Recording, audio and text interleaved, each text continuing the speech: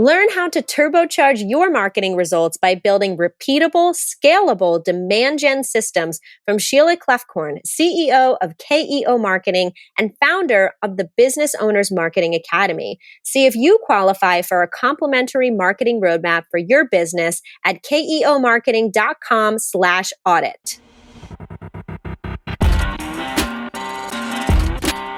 You're listening to B2B Growth, a daily podcast for B2B leaders.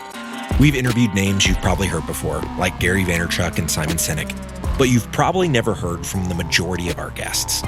That's because the bulk of our interviews aren't with professional speakers and authors. Most of our guests are in the trenches leading sales and marketing teams. They're implementing strategy. They're experimenting with tactics. They're building the fastest growing B2B companies in the world.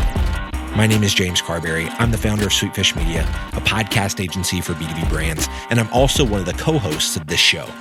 When we're not interviewing sales and marketing leaders, you'll hear stories from behind the scenes of our own business. We'll share the ups and downs of our journey as we attempt to take over the world. Just kidding. Well, maybe. Let's get into the show.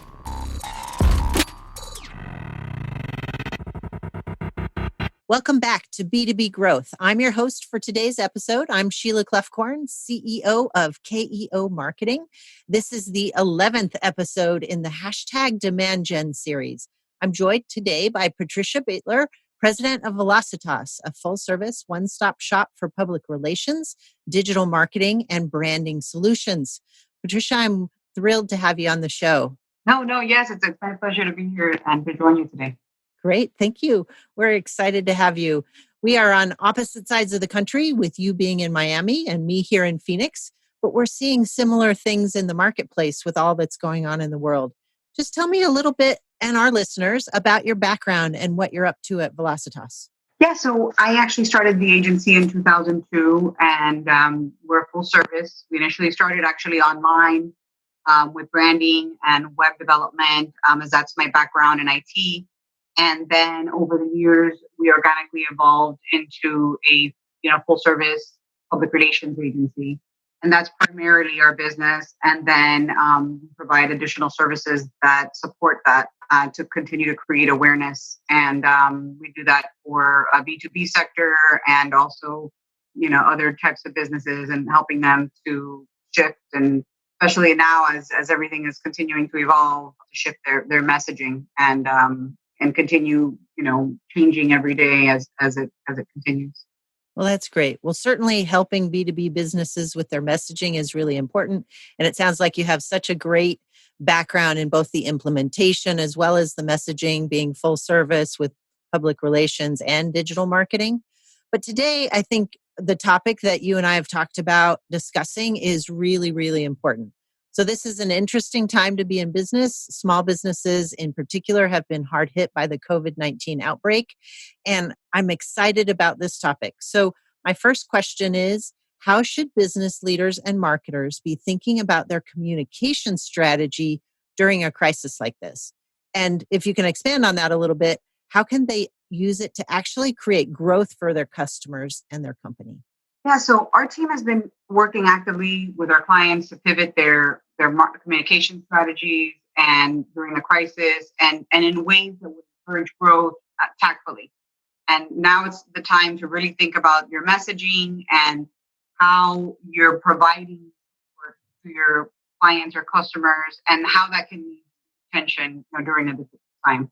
And we really learned that with the messaging, it's really important to make a significant change into what you had before. For example, a lot of people develop their content and messaging for social or for their email campaigns or any of the work that they're doing, or had that already in place. And now it's basically looking at how we can shift that in more support and keeping the audience in mind. Like, really important to think about who needs to hear from you, what they need to know. And the answer is very dependent on your business model and what's a priority for you also to get out there, and how you can provide that support. So what you're saying is it's not business as usual. You need to change your message based on this pandemic. Do you advise your clients to do both, or to switch completely to crisis messaging? Well, there's a combination. It just also depends on the business, as I mentioned, because Mm-hmm. every company is different. But you have to address it as a company. And I think initially, we were looking at our healthcare clients and not really thinking that this really affects every single company and in a different way.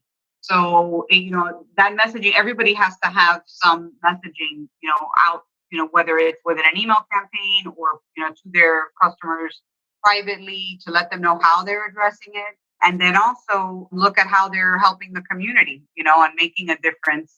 For example, one of our healthcare clients opened a coronavirus testing facility, Mm-hmm. which is, that was really exciting because we're announcing something that is relevant that's going to help people right now at this moment, very Mm-hmm. timely, and then you have to think about, while you're pivoting your messaging, like how you position yourself to come out on top after all of this. Mm-hmm. Yeah, definitely.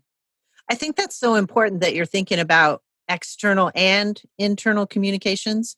So, obviously, letting customers know, especially if you have a product or a service that relates to the pandemic, but also letting internal folks, like giving salespeople the tools they need to be able to communicate during sales calls, that they can't be insensitive and just get on the phone and talk about the same thing they need to sell, but they need to put it in the context of what their prospects are going through, whether their prospects have all now remote employees or things like that. I think that's so important and timely.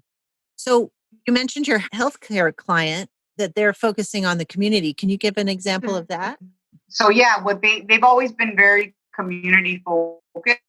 That was their base, prior to this happening. So immediately they jumped on how they could make a difference. And one of those was, creating, going beyond the scope of the Medicare plans that they offer, and then, creating ways to help the community overall. They're even actually implementing face masks right now, ordering face masks and things like that. That's They great. can provide. So it's really great. Like, we've actually been trying to gather more and more information on the plans or what they're doing right now so that we could integrate that into all of our messaging for them. That's great. That's great. So what about a business that isn't directly as related like a healthcare business, but what if they're a retail business and they've been hard hit? How would you address that? Yeah, I mean, we have other businesses that have been hard hit, including law firms, which is, another service based industry. And that's been, having to create the messaging also, as we mentioned earlier, both out, externally and internally, and how they're addressing that. And then also, what they can do to help their clients, which is really important because right now having that legal support is really important. I think they also just made that one of the businesses that they just, I think a couple of days ago, just announced it. One of The essential ones? Mm-hmm. yeah, the essential businesses. So I think that it's important. That's something they're considering, or that they're considered as an essential business during this time. Mm-hmm. So you've been able to help your law firm clients because they are essential businesses. How have you helped them? We've actually been shifting all of our seminars, like everything that we had planned, events, seminars, webinars. And we've also done that for our accounting clients. But, it's been a major shift, especially for the law firm clients that support real estate and condominiums. We just created partnerships and launched a series to provide ongoing support to those that live in condominiums. That's great. And what were some of the challenges that you had from going from traditional events to virtual events? It just happened organically. I mean, in the sense that I happen to have an IT background, so it was very fluid. I just shifted and reached out to them. And I think that, what's really important is the communication and having those relationships. So we just started, instead of reaching out to them and talking, we had already discussed and set dates for the next few months for upcoming events. And I said, hey, how about, we switch these up for webinars and see how we could support, your clients and ours, and just, become a resource. Mm-hmm. So you were able to help them with the messaging and then the technology of getting it shifted, and then your outreach strategy changed too. Is that right? Yeah, no, absolutely. And then we created all the email campaigns, got those going, and promoted them leading up to the event. We had 150 at our first one, which was really successful. Yeah, That's great. So yeah, it felt exciting and, just kind of running and very stimulating. There's no question about that. Mm-hmm. Just kind of hit the ground running and shifting everything over as fast as we possibly could. So the first 2 weeks were definitely exciting. Well, I just love all the ways that you're helping your clients navigate this crisis. But how do you recommend that they position themselves to come out on top after the crisis? So, as I mentioned, every company is different. And I think when you need to look within and say, what it is that you can do to make things more efficient for your company. And that's not just home, or it's overall looking at the things that are more successful for you, the marketing initiatives that you've been doing. Because I think a mistake that people make is they think that, now's the time to hit pause on a lot of those initiatives. And it's the opposite. This is your opportunity to really showcase your company and yourself and how you can make a difference, and that you're being there to support them. And so it depends on the company, but basically depending on what your company and what the core is and the values of them are, and then positioning them and putting them in the forefront so that you can help your clients. That's great. Patricia, can you just summarize maybe the top 5 points or so that people should be thinking about related to how to pivot their communication strategy during a crisis to create growth? Absolutely. So the most important thing is your message, and think about, how you can, provide the support for customers and create and lead to retention, and also your audience, taking into consideration who they are, what they need to know, what they're going through, depending on your business model, the mode of communication and how you're going to utilize that, focusing on the community and what you're doing to go the extra mile, make a difference during this time, and most importantly, how you can position yourself to come out on top after the crisis. Patricia, thank you. This is so helpful, and it's been a great conversation. I love your perspectives on how to pivot your communication strategy during this trying time.